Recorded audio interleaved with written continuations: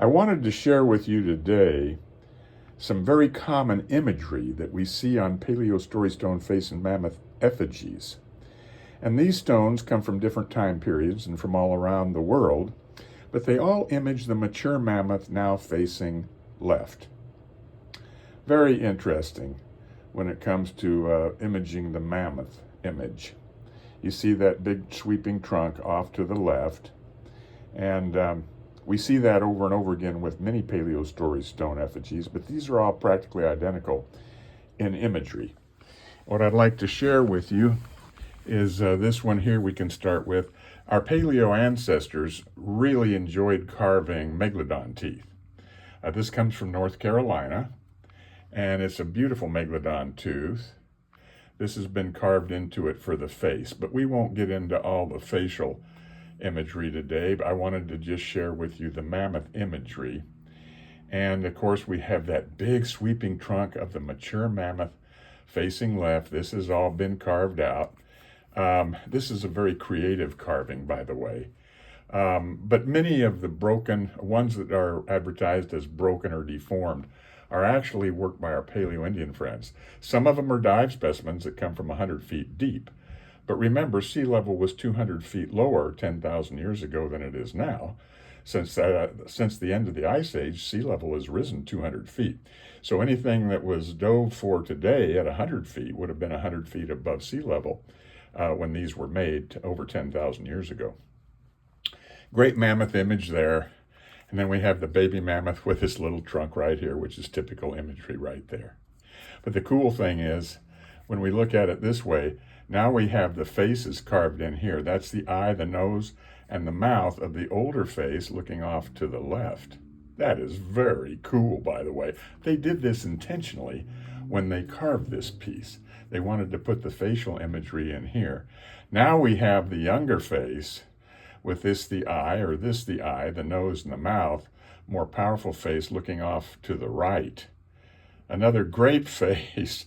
So they really did an outstanding job in using the natural holes in this thing and the natural features to image the, now we have the mature mammoth now facing right with the hair tuft above the head with the big sweeping trunk off to the right.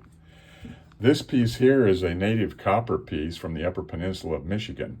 Our Paleo Indians love carving native copper from Upper Peninsula of Michigan. And I have a video on YouTube and on my website that features larger native copper nuggets that are really well done. And I welcome you to view that. There's about a half a dozen large copper nuggets that have all been worked and our Paleo Story Stone face and mammoth effigies. What a great trunk coming off to the left. The hole is a natural hole right there. We have the older face with the big rounded nose now looking off to the right, and the younger face with this, the more pointed nose, kind of a smiley mouth, with this, the eye, now looking off to the left. So this imagery we see over and over again. This is a woolly rhinoceros tooth. This is a great woolly rhinoceros tooth here. This comes from Siberia. And we have the eye of the mammoth, which has been slit right there, and that's the mature mammoth with its big trunk over there and its hair tuft above the head. And we look at it this way. Now we have the baby mammoth facing off to the right with its little trunk right there. When we turn it over, this is the cool part here. All this part of the tooth has been worked in Paleolithic times. That's all Paleolithic workmanship. There's no modern damage or workmanship on this. This is a 5-inch woolly rhinoceros tooth. I may have said woolly mammoth. This is a woolly rhinoceros tooth from Siberia. And I have a woolly rhinoceros jaw featured on a video on YouTube, which I welcome you to view, because the teeth on that are actually carved as well in the jaw of the woolly rhinoceros jaw. And the jaw is an excellent carving. The bone jaw is an excellent carving of a baby mammoth and also a mature mammoth. But they carved woolly rhinoceros teeth. They carved mammoth teeth. They carved every kind of Pleistocene teeth you can think of. This is the eye now of the baby mammoth with his little trunk facing off to the left. And then when we hold it this way, now we have that eye that same eye, and the big sweeping trunk, this eye here, and big sweeping trunk coming off to the right. So that's an interesting woolly rhinoceros piece. This is a great piece from Mount Shasta. This is Andara volcanic glass, multicolored, beautiful, from Mount Shasta, California, with the big sweeping trunk off to the left and the hair tuft above the head, and the front legs and back legs here, and then the sloping back.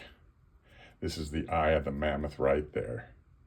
Just a beautiful Andara volcanic glass Paleo Story Stone effigy from Mount Shasta, California. Then we have this one here, which is a great piece. This comes from France, southwestern France.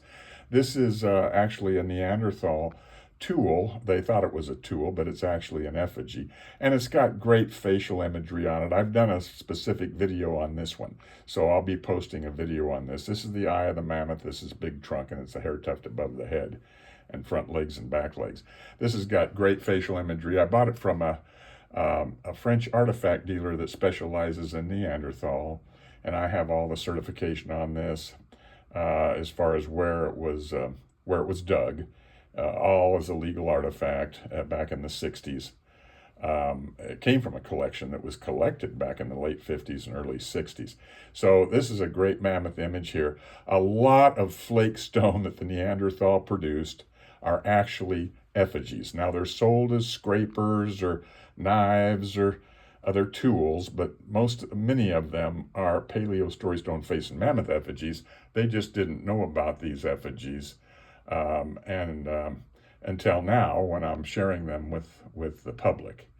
And then, of course, we have another great Neanderthal piece here. This is another Neanderthal artifact with a big mammoth trunk off to the left.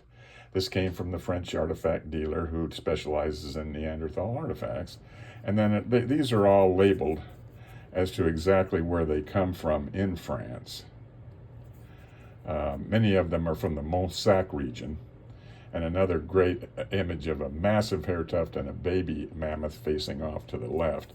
But I just wanted to share all these mammoth images, which are the same image over and over again, with all these different Paleolithic story stone effigies from really all around the world.